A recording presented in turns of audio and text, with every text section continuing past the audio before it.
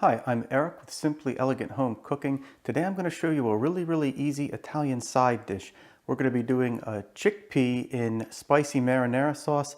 This is really easy. You can throw it together on a weekend night, really simple. I like to serve this alongside other entrees if I'm throwing a big party with an Italian theme. But honestly, this is so hearty you could eat it as a standalone meal, as I often do on a busy weekend night. So stick around. You're going to love this dish. So this is everything we're going to need today for the Italian chickpea and marinara dish. It uses really simple, basic ingredients that you're very familiar with already. We're going to use some salt and pepper, extra virgin olive oil, San Marzano tomatoes, garbanzo beans, also known as chickpeas, some crushed red pepper flakes, dried oregano, a couple cloves of garlic, and some fresh basil. Now the fresh basil is optional, but it really adds a nice touch.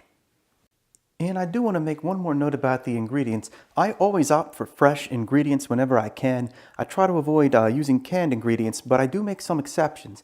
So with these on the label, you can see there's no unnatural ingredients. These are just tomatoes and basil. And the chickpeas are just chickpeas, salt, and water. You want to avoid any type of canned good with chemicals you're unfamiliar with. And with the San Marzano tomatoes, just make sure they're DOP certified. Make sure you find this seal on the packaging or they're not really authentic San Marzano tomatoes. Very important. And for the tomatoes, I have a 28-ounce can. We're actually only going to use half of that. It can be hard to find anything other than 28 ounces with San Marzanos. So what I'm going to do, I'm going to crush these by hand and we're going to reserve half for other recipes that I do. And we're going to use the other half in this dish. So you just want to go in there and gently break them up. You don't need to be too thorough. You don't want a totally homogeneous consistency, so don't be afraid of some chunks to be left in there. Don't worry at all about the seeds.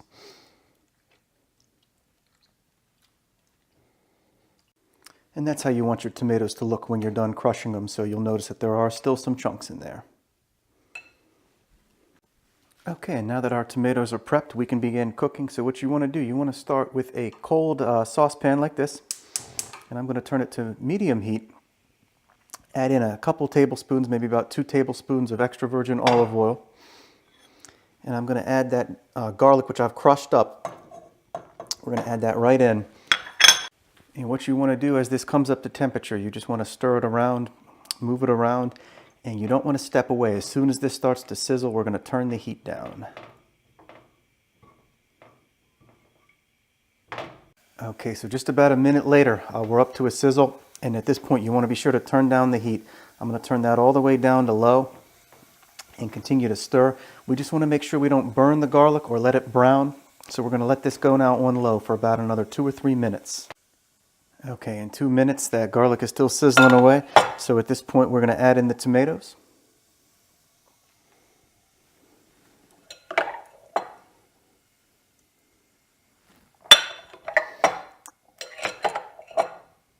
And that's 14 ounces. That's a little bit more than a cup and a half. And now that those have been added, that stopped the cooking process of the garlic. So now we're no longer at risk to burn the garlic. I'm going to turn the heat back up to medium-high this time and give everything a big stir to incorporate it. And as that comes up to temperature, we can add the seasonings. I'm going to do 1 teaspoon of the dried oregano.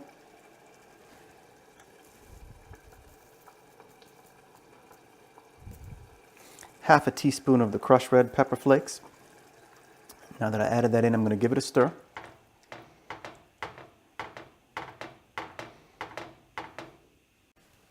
And after adding those seasonings, you can also add however much salt or pepper you like. It doesn't need much. This has a lot of flavor on its own, so not going to go overboard with the salt and pepper, but I do like to add a little bit. Give that another stir. And now that that's come up to a boil, I'm going to turn the heat back down to medium-low. I'm going to give it another stir just to calm that down. And as we let that simmer on low, you probably want to use a splatter shield. That'll prevent you from making a big mess in your kitchen. And that's how you want your simmer to look. We're going to let this go for about 10 to 12 minutes. You just want to stir it around every couple of minutes. I'm going to put the splatter shield back on. So as that sauce simmers away, now's a good time to rinse and drain your chickpeas. This is a 14-ounce can. Rinse them under cold running water and let them drip dry. You want to make sure to remove as much of that water. So do it now. That'll give them about 10 minutes to dry before we add them in. And I've also prepped the fresh basil. If you're using that, you just want to give it a rough chop until it looks about like this. Okay, so 10 to 12 minutes later, here's how it should look. You'll notice it's thickened up a bit. Now, you could serve this on its own, just as marinara sauce, as a dipping sauce, or for other applications. But at this point, if you're doing the chickpea dish, we're going to add in the garbanzo beans, the chickpeas. And these are already cooked. They're already prepared in the can, but we definitely want to have them come up to temperature. So I'm going to add those in along with the chopped basil, and I'm going to give everything a big stir. And we're going to let this just cook through for about another 5 minutes or so.